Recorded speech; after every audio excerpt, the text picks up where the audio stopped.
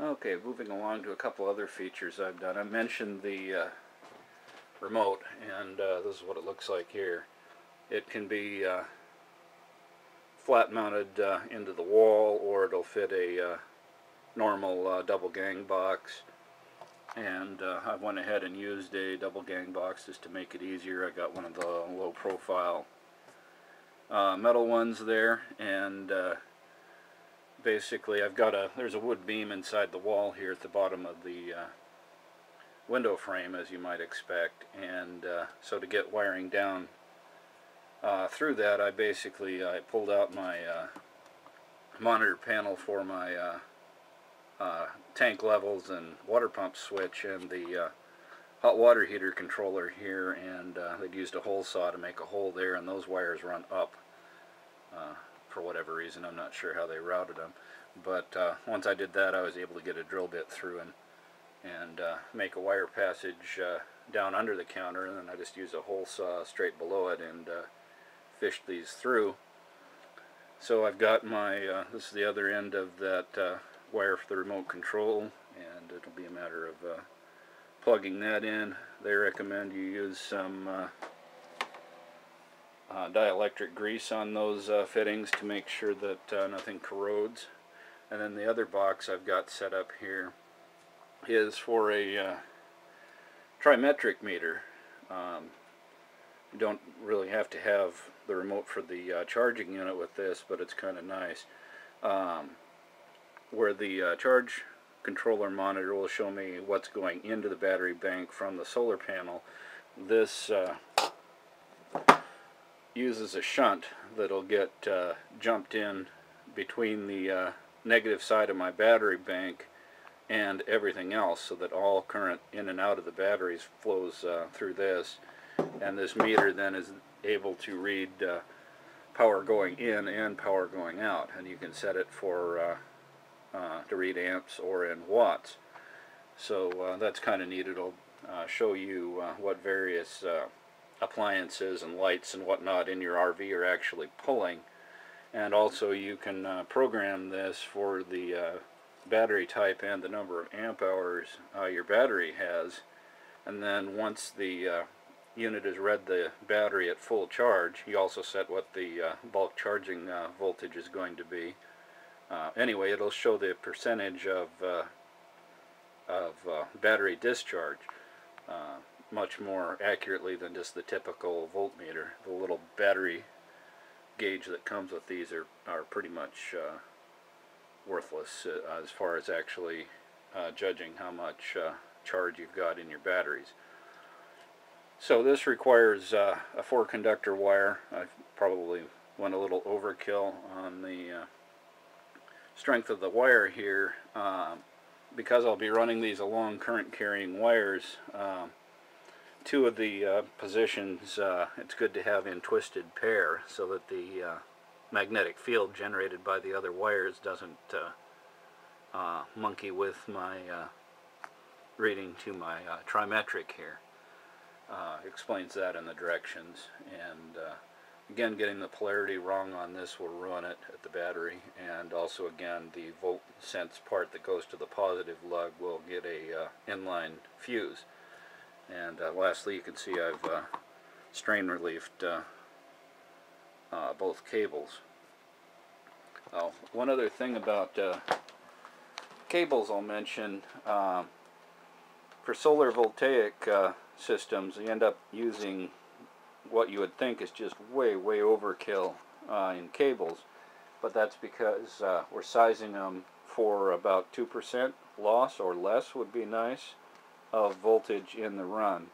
So for this 45 amp charger, this is number 2 gauge welding cable. Used welding cable because it's nice and flexible, and it has a very tough shield in it, where the current carrying capacity for normal household wire is rated basically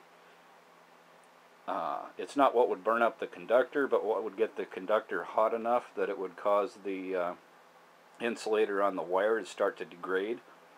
So that's why these seem so huge because I don't want to lose voltage heating the wires, and want to get everything out of the solar panels I can. And upgrading these wires to large size really is not that significant a cost when you look at the price of solar panels and charge controllers. And then the cables that are going to run to the panel there are number 4 welding cable, and again they're banded to show polarity. I mentioned I was going to join these in a junction box up there. We'll take a look at that. Although charts will say number 4 wire will fit in 3/4 conduit, welding cable, as I mentioned, has really thick shielding and it won't fit. So I got this junction box, and the biggest outlet it came with is 3/4 inch, in which the conduit is supposed to slide into the bung there. It'll fit through the hole, but not through the actual conduit, those two thick wires. So basically I made a little shim out of PVC there and slipped the large end over that fitting instead of into it, and hooked 1-inch conduit to a 3/4 inch box, and then I shaved down the bell a little bit there so the box will sit flat. And then I've got 2 bus bars. Again, they're color coded for polarity reasons. These came from, the bus bars themselves came from Arizona Wind and Sun, but they came with blocks that go on the ends that made the whole assembly too long to fit in this box. So I had another bus bar lying around from Home Depot or something that had these other feet. So I just drilled through the AM Solar, or Arizona Wind and Sun bus bar there and mounted them to these other feet. And then these self-drilling, I think they're number 10, maybe number 12 screws are going to go right through the bottom of the box and into the roof, along with screws through these mounting ears. And then these are 1/2 inch watertight strain reliefs there.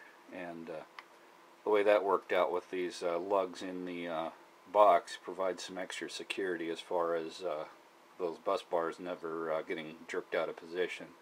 I'll use a Hughes zip tie around those cables when I run them up there to provide some strain relief as well.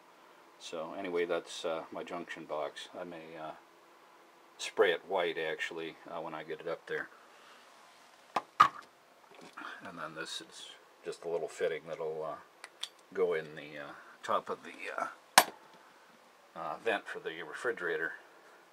A couple other things might mention while we're talking about being up on the roof. This thing you might have noticed has a rubber roof. It's actually what they call an EDPM membrane, and most of them are manufactured by a company called Dicor. EDPM is really nice if you take care of it and clean it and treat it, say a couple times a year. It'll last the life of the rig, and it's easy to repair if you tear it. It's generally easy to work with, but anything with petroleum products in it will attack it, and also most sealants won't seal to it well. So when we're making screw holes and stuff for the solar panel brackets and that sort of stuff, the sealer we'll use is Dicor self-leveling lap sealant, which is made by that company for this application. And then under the box we'll put a layer of butyl tape. The thing about the self-leveling sealant is it sticks really hard, and if we just put the box down on Dicor sealant and then say stepped on it or whatever, broke it while washing the roof, or for some other reason had to pull it up, it would not pull up easily. And also the Dicor self-leveling lap sealant, as the name implies, it spreads out as it before it cures, and then it shrinks a little bit when it cures.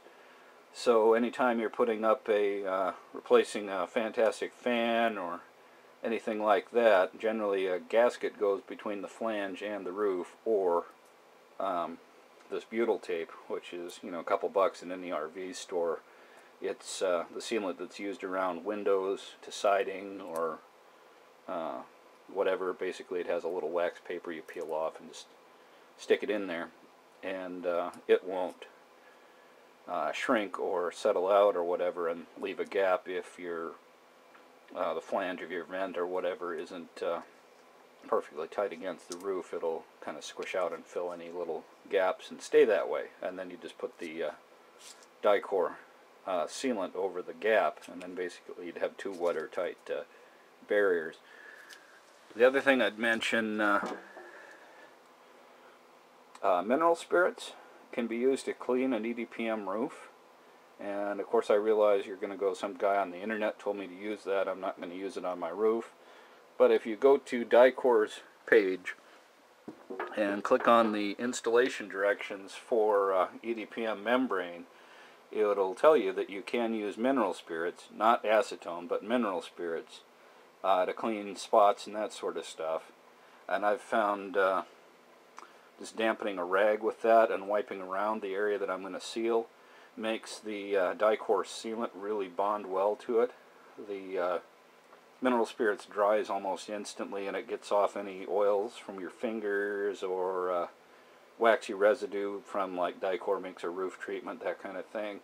And anyway, if you try it, you'll see that it wipe it on there, let it dry for a minute, and then hit it with the self-leveling lap sealant. The sealant really you know, as soon as you touch the surface, the sealant has bonded to it. So my recommendation, you clean up things before you, the area where you're going to mount something before you mount it, and then retreat that roof area if you want. Oh, the other thing I should mention, this stuff is antioxidant compound for wiring joints. So I've used that everywhere I've stripped cables and mounted them into lugs here. Prevents things from tarnishing and getting more resistance in the connection. And I'll also use that when I make my connections for my solar panels and my 4-gauge wire in that junction box. I guess while I'm at it, I'll kind of go through some of the miscellaneous supplies I've got in addition to the charge controllers and cables in that fuse box. Got some zip ties and split loom, wiring loom that I always have around the garage, and some smaller shrink tube, 3 or 4 fuse holders there. Like I said, I need to use a small fuse and the volt sense line and the positive line for that trimetric. And also this RV was set up with an unfused line running to the stereo, so I want to rectify that. Getting a wreck or things chafed through or whatever, bouncing down bad roads that this thing does quite a bit. You don't want the thing lit on fire. So be sure and fuse those lines. For smaller wires, I will solder and heat shrink. But for the big cables, I'm going to use the nice plated copper with closed end connectors and a crimper with the antioxidant compound on the end of the wire there. And then I've got probably a lifetime supply of this 3-time shrinking half-inch double thick adhesive, heat activated adhesive shrink tube for the big cables, and of course a heat gun to shrink them with. And again, that way everything will be color coded and should be tough for somebody to make a mistake. I might also mention in the battery box there, I'll use my label maker there and tag everything to what it goes, just so if somebody else later has to mess with this system, it'll be really easy for them to figure out what's what. And the other hardware I have here are mounting brackets for the panels. Just a normal Z-shaped bracket.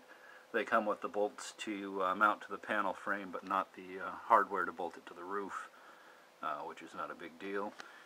And The other thing I've got is a hammer blow type crimper.